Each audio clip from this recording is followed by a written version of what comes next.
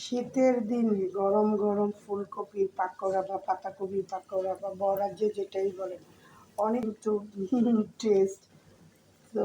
তো এই শীতে কিন্তু আমার বাসায় প্রায় বানানো হয় ফুলকপির পাকোড়া আর পাতাকপির পাকোড়া, যে কোনো সবজির পাকোড়া মানে খেতে অনেক ভালো লাগে। আর বাসায় বানানো তত কোনো কথাই নেই, কিনা পাকোড়াটা বাইরের যে বিক্রি করে ওটা কিন্তু খেতে বেশি একটা ভালো হয় না। তো গরম গরম চায়ের সাথে ফুলকপির পাকোড়া হলে আর কি লাগে।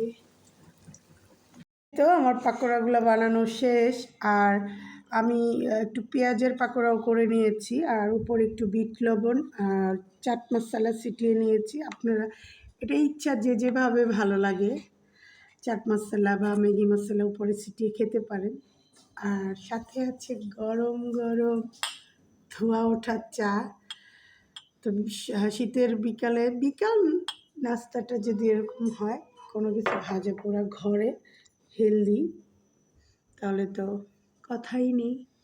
বাইরের ভাজা পোড়া না খেয়ে বাসায় এরকম বানিয়ে চায়ের সাথে পরিবেশন করতে পারেন। তো সবাই ভালো থাকবেন, সুস্থ থাকবেন। Thank you for watching.